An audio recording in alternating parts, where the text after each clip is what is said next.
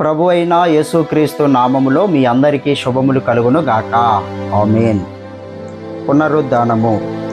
పునరుద్ధానము అంటే అర్థము చనిపోయిన తరువాత తిరిగి లేవాలి, ఇక ఎన్నటికీ చనిపోకూడదు, ఎప్పుడూ జీవించి ఉండాలి అని మీ అందరికీ తెలియజేస్తున్నాను. బైబిలు గ్రంథములో చనిపోయి తిరిగి లేచిన వారు ఉన్నారు.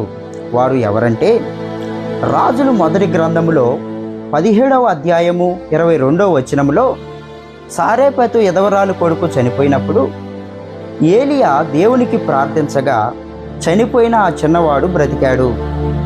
అలాగే రాజుల 2వ గ్రంథములో 4వ అధ్యాయము 32వ వచనము నుండి 35 వరకు చూస్తే సునేమీరాలు కొడుకు చనిపోయినప్పుడు ఎలీషా దేవునికి ప్రార్థించగా చనిపోయిన ఆ బిడ్డ బ్రతికాడు. అలాగే రాజులు 2వ గ్రంథములో 13వ అధ్యాయము 20-21 వచనాలు చూస్తే ఇశ్రాయేలీయుడు చనిపోగా ఆ వ్యక్తిని ఎలీషా సమాధిలో పెట్టగా అతని శవము ఎలీషా ఎముకలకు తగలగానే అతడు బ్రతికాడు. అలాగే లూకా సువార్త 7వ అధ్యాయము 11వ వచనం నుండి 15 వరకు చూస్తే ఎదవరాలు కుమారుడు చనిపోయి అతన్ని మోసుకొని వస్తుండగా ప్రభువు పాడెను ముట్టి చిన్నవాడా లెమ్మని చెప్పగా అతడు బ్రతికాడు. అలాగే లూకా సువార్త 8వ అధ్యాయము 54వ వచనములో యాయేరు కుమార్తె చనిపోగా ప్రభువు ఆ చిన్నదానిని చేయి పట్టుకొని చిన్నదానా లెమ్మని చెప్పగా ఆ చిన్నది బ్రతికింది. అలాగే యోహాను సువార్త 11వ అధ్యాయము 43-44 వచనాలు చూస్తే మరియా మార్త తమ్ముడు లాజరు చనిపోయి సమాధిలో 4 రోజులు ఉన్నప్పుడు ప్రభువు లాజర్ని బ్రతికించాడు. అలాగే మత్తయి సువార్త 27వ అధ్యాయము 50వ వచనం నుండి 54 వరకు చూస్తే సిలువలో ప్రభువు కేక వేసి ప్రాణం విడిచినప్పుడు సమాధులు తెరవబడి నిద్రించిన అనేకులు పరిశుద్ధులు సమాధిలో నుండి లేచి వారు బ్రతికి పట్టణంలోనికి వచ్చారు, అనేకులకు అగపడ్డారు. అలాగే అపోస్తుల కార్యములు 9వ అధ్యాయము 40వ వచనములో తబితా అను ద్వార్క చనిపోయినప్పుడు పేతురు గారు మోకాళ్ళుని ప్రార్థన చేసి తబితా లెమ్మనగా చనిపోయిన ఆమె లేచింది.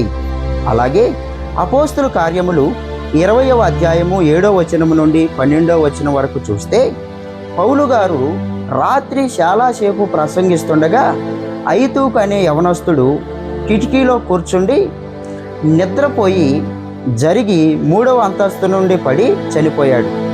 పౌలు గారు అతన్ని కౌగిలించుకొని దేవునికి ప్రార్థించగా అతడు బ్రతికాడు.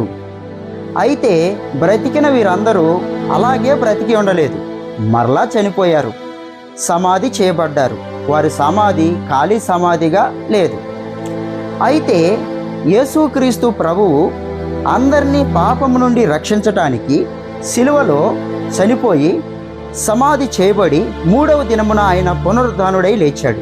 మత్తయి సువార్త 28వ అధ్యాయం 6వ వచనంలో తాను చెప్పినట్టే ఆయన లేచి ఉన్నాడని వ్రాయబడింది. నేటికి ఈ లోకములో ప్రభువు సమాధి మాత్రమే ఖాళీగా ఉంది.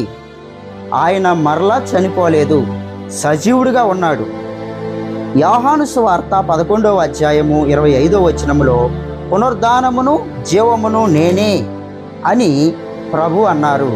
అంటే మరణము నుండి లేపగల శక్తిమంతుణ్ణి నేనే, ఇక ఎన్నడూ మరణించకుండా ఎప్పుడూ జీవించటానికి నిత్య జీవాన్ని ఇచ్చే జీవాధిపతిని నేనే అన్నట్టుగా ప్రభువు పునరుద్ధానమును జీవమును నేనే అన్నారు. కాబట్టి ఆయన యందు విశ్వాసముంచువాడు ఎప్పుడూ బ్రతుకుతాడు, జీవిస్తాడు అని మీ అందరికీ మనవి చేస్తున్నాను.